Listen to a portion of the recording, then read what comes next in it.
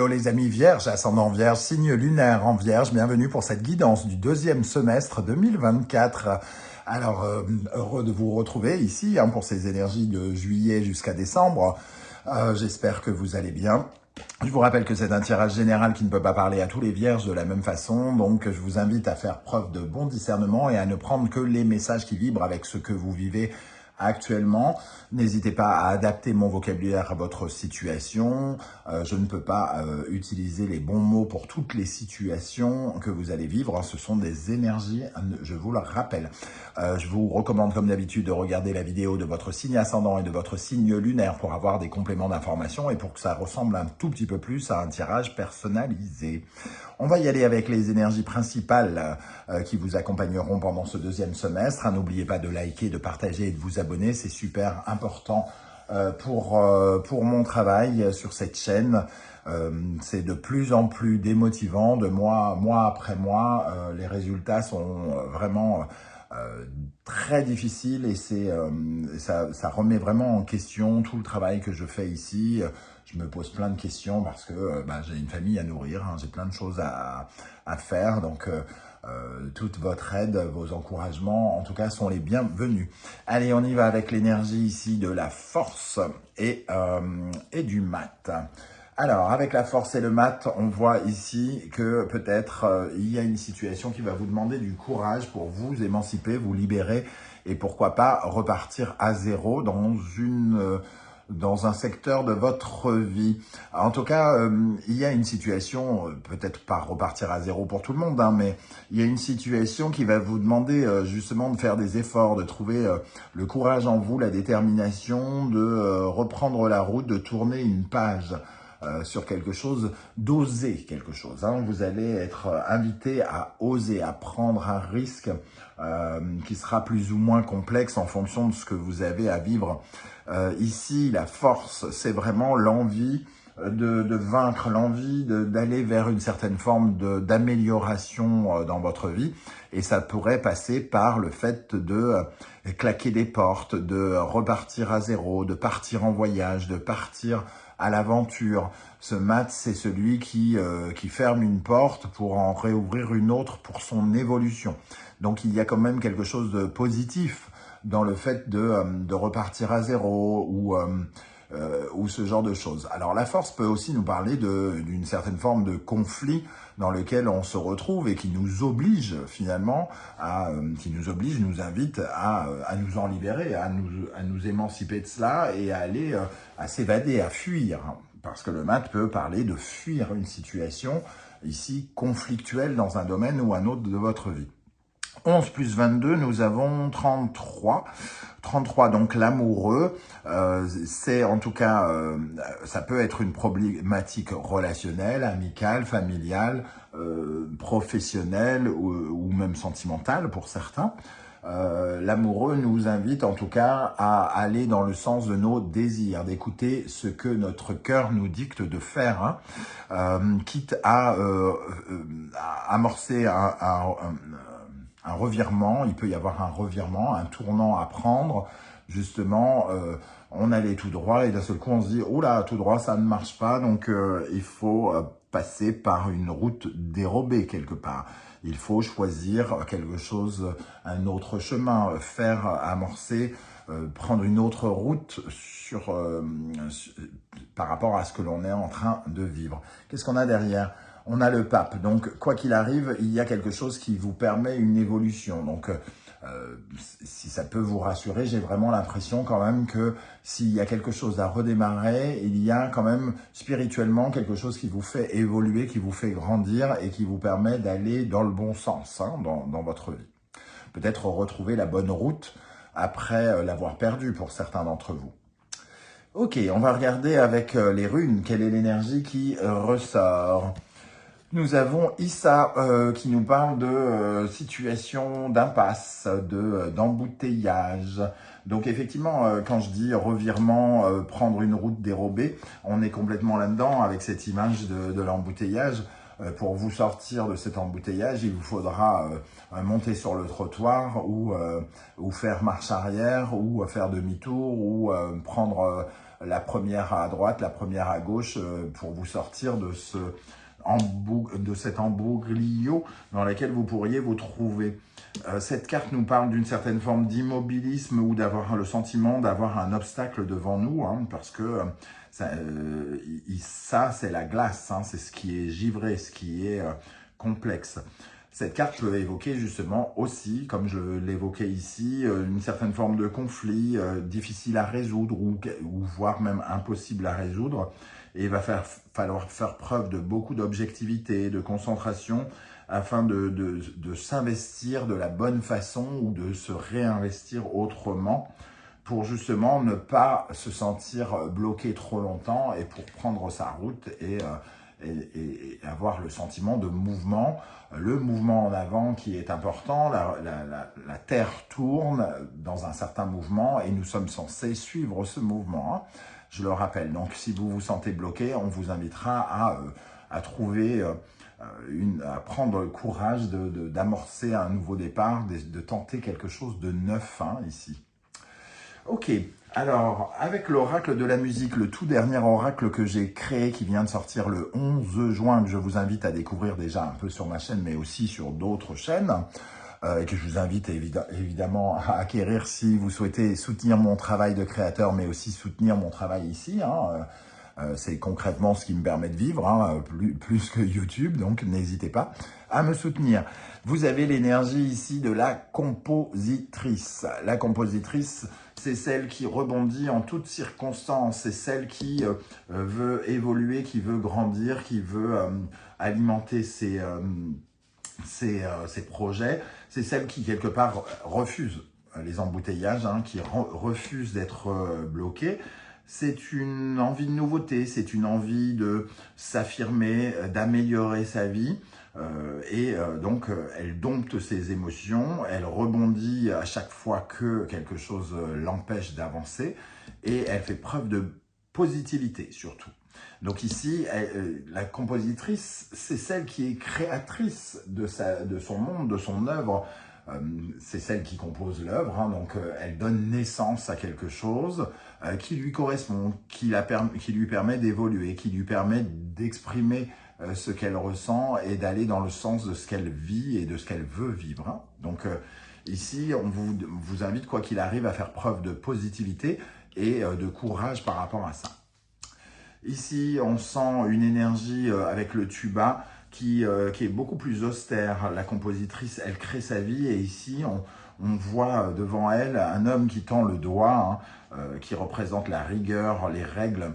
Le tuba est un instrument extrêmement exigeant, très lourd, qui demande une hygiène de vie particulière. Il est très difficile de souffler dans cet instrument et d'obtenir un son. Donc il y a un côté extrêmement discipliné, un protocole à suivre qui peut-être vous freine ici, hein. C'est un peu comme s'il y avait une autorité, un patron, quelqu'un qui s'opposait à vous ou une exigence de respecter certains usages, d'être dans la méthodologie, voilà, d'être dans le sens du détail, quelque chose qui apporte vraiment énormément de discipline et peut-être trop de discipline, hein, par rapport à cette compositrice. C'est quelque chose qui pourrait vous faire fuir. Donc ici, sans doute, il y a quelque chose de pas amusant ou de quelqu'un qui n'est pas amusant, qu'on essaye soit de fuir ou soit de contourner d'une manière ou d'une autre. Donc, il peut y avoir aussi l'intervention avec le tuba d'un expert. On pourrait nous demander une certaine forme d'expertise et cette expertise pourrait nous pousser à aller vers de nouvelles aventures ici. Mais je sens quand même quelque chose d'assez dur avec Issa, avec cette énergie générale et le tuba. Est-ce que vous avez vraiment envie d'être sous le spectre de cette méchanceté, de cette dureté, de cette discipline? Je ne suis pas sûr, parce que ici vous avez surtout envie d'évoluer quelque part et de grandir, hein. En dos de deck, nous avons l'orgue qui nous parle justement de grandir, donc de faire évoluer les choses, de faire progresser les choses. On a ce spectre large qui nous ouvre toutes les voies, tous les champs des possibles. et qui nous parle aussi d'une certaine forme d'accomplissement dans la fin de quelque chose pour aller de l'avant vers quelque chose de nouveau. Donc, on retrouve un peu cette énergie. Avec l'oracle du soleil levant, mon autre oracle, on regarde les énergies qui vont particulièrement vous aider pendant le deuxième semestre. La cérémonie du thé. La cérémonie du thé, c'est la sociabilité, c'est l'art de la conversation, l'art de passer des bons moments, d'être riche de ces rencontres, riche de ces communications, riche en société. Donc, si on retrouve une énergie ici qui est un peu difficile et qui nous fait perdre un peu ce sens de la légèreté, c'est un peu la légèreté qui pourrait vous aider, le besoin de vivre en société, de vivre confortablement avec les vôtres, avec votre famille, avec vos amis. Peut-être qu'ici, on vous demande trop de rigueur, trop de travail, trop de sérieux et que vous y perdez quelque chose en légèreté, en sourire, en tendresse, en douceur.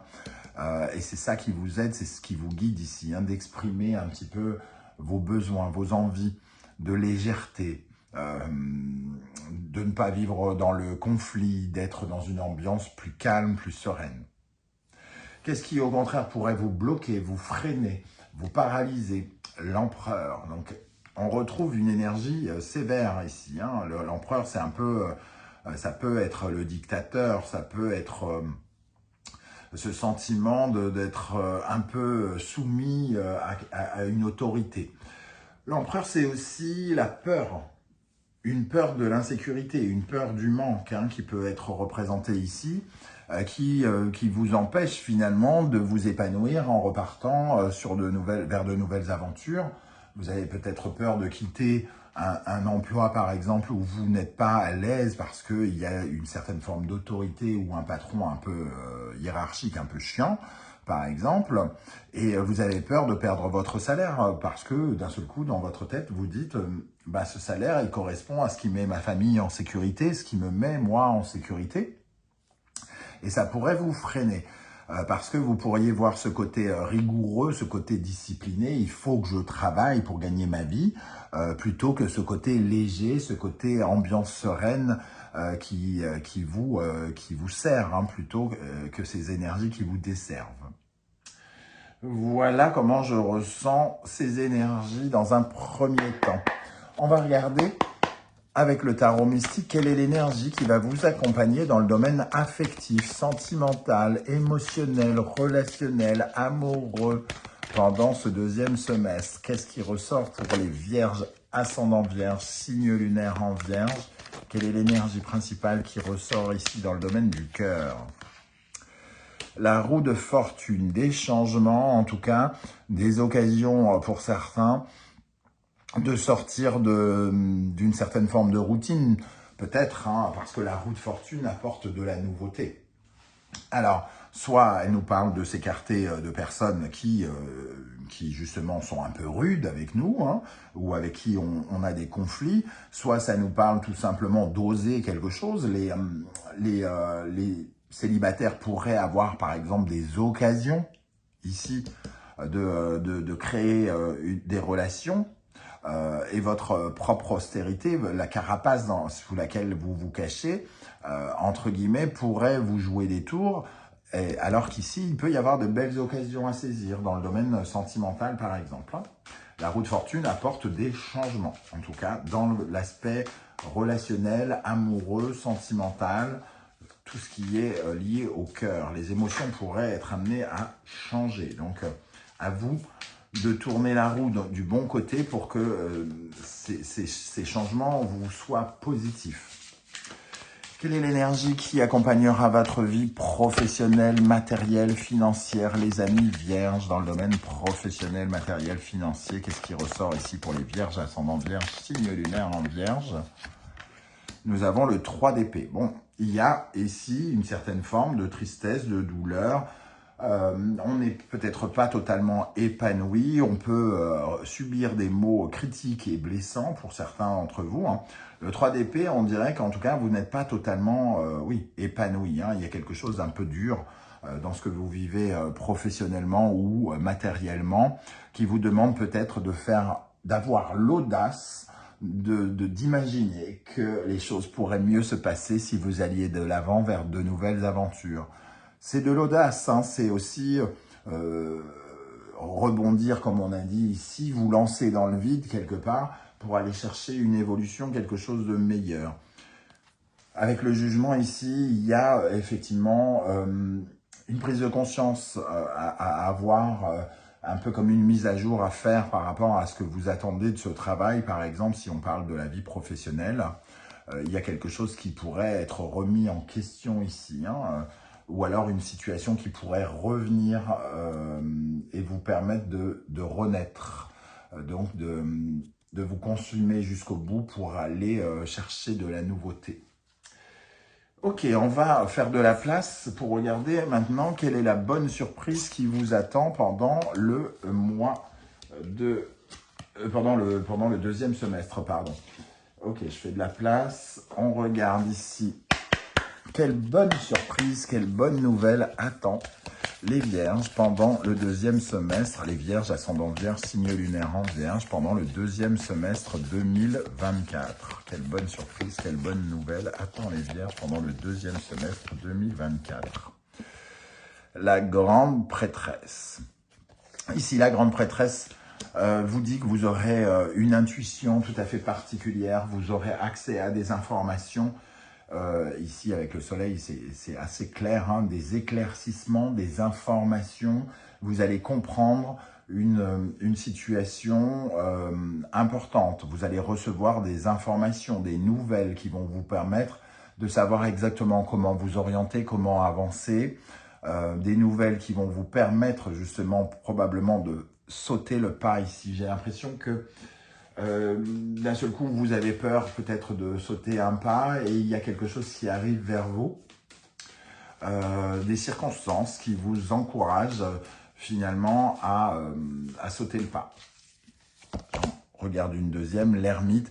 Il y a une certaine forme de sagesse ici avec l'ermite et la grande prêtresse. Vous allez faire preuve de beaucoup d'intelligence, de beaucoup de sagesse, beaucoup d'esprit d'analyse pour regarder la situation dans laquelle vous êtes et vous apporter, entre guillemets, presque par vous-même aussi, une certaine forme de coup de chance, hein, c'est-à-dire de vous sortir d'une situation parce que vous allez prendre conscience de comment vous vibrez ici et de ce dont vous avez besoin. Allez, on regarde avec quelques autres cartes quelle est cette bonne surprise, cette bonne nouvelle qui vous attend, les amis Vierges. Le 9 d'épée. Il y a un grand esprit d'analyse ici. Hein. On va beaucoup communiquer, très probablement. La papesse, elle est en recherche. C'est un peu comme si je vous voyais rechercher un autre travail pendant que vous aviez le premier pour avoir quelque chose de plus épanouissant, parce que votre esprit d'analyse, il est beaucoup plus clair, il y a beaucoup plus de discernement par rapport à quelque chose qui vous bloque. Voilà, le soleil y revient, le discernement, l'affirmation de soi, quelque chose ne me convient pas, je le sens au plus profond de moi-même, toutes les circonstances me poussent à le voir, et donc je prends en conséquence ces informations pour avancer. Une troisième énergie, le 6 de coupe. Le 6 de coupe, c'est un peu l'énergie que j'ai ressortie tout à l'heure avec l'amoureux. C'est de savoir exactement ce qu'on veut, comment on vibre, comment on veut vibrer. C'est aussi des éclaircissements pour la vie sentimentale de certains vierges célibataires. Hein. C'est de savoir exactement qu'est-ce qui est bon pour nous, quels sont les désirs que l'on veut remplir, exaucer, qu'est-ce que l'on veut dans la vie, quels sont les choix que l'on doit faire pour être plus heureux, pour avoir plus le sourire, pour être plus connecté avec une partie de nous auquel on n'a pas répondu avant, entre guillemets. Ok, on termine avec les énergies mois par mois, pour regarder un peu ce qu'il en ressort ici, pour les Vierges, ascendant Vierge, signe lunaire en Vierge. On va commencer par le mois de juillet 2024. Quelle est l'énergie qui ressort en juillet 2024 pour les Vierges ? L'empereur, donc l'importance de ce sentiment de sécurité ou d'insécurité arrive dès le mois de juillet. On pourrait, par exemple, effectivement, se poser des questions sur notre façon de construire les choses ou sur ces énergies qui pourraient nous bloquer dans la construction. Hein. Ici, l'empereur, il apparaît à l'endroit parce que je ne tire pas à l'envers, mais il peut correspondre aussi à une énergie, justement, de supérieur hiérarchique, d'un peu de fermeté ou de dictature, de quelqu'un qui nous oblige à faire les choses. Vous voyez comment il va vous parler, cet empereur. La tour. Bon, ici, on peut, entre guillemets, avec la tour, il y a peut-être un point de non-retour, quelque chose qui se brise, quelque chose qui se casse, et qui nous invite justement à relever de nouveaux défis et peut-être justement à tourner une page, à reprendre notre envol, à nous émanciper de quelque chose est peut-être en ruine et nous invite à reconstruire autrement. On parlait ici justement de ce sentiment, alors peut-être qu'on a des peurs liées à l'argent pour certains, on n'a pas assez d'argent, donc d'un seul coup on prend conscience de certaines choses, qu'on n'est peut-être pas en sécurité dans notre vie, qu'on pourrait améliorer les choses avec la tour, il y a un nouveau défi qui se présente. Au mois de septembre, pour les Vierges, le pendu, le sentiment d'être un peu soumis à une situation, le sentiment de devoir lâcher un peu prise par rapport à quelque chose. Cette tour, elle nous challenge et peut-être que ça nous demande un petit peu de temps pour l'accepter, pour essayer de ne pas vivre dans l'inquiétude du futur ou de ne pas ressasser le passé. Le pendu nous invite à une certaine forme de consentement, à renoncer à nous débattre dans tous les sens et accepter la situation telle qu'elle est. En octobre, la roue de fortune, l'occasion justement de se relancer et d'aller vers quelque chose de nouveau. Donc il peut y avoir une opportunité ou en tout cas l'effet du hasard ici qui intervient au mois d'octobre pour vous orienter vers la nouveauté en tout cas. Au mois de novembre, nous avons l'énergie de l'amoureux qui vous obligera peut-être à prendre des décisions qui résonnent avec votre cœur en tout cas. Et ça peut nous parler aussi, pour certains, pour notamment les célibataires, d'une rencontre sentimentale ou de l'importance des relations pendant le mois de novembre.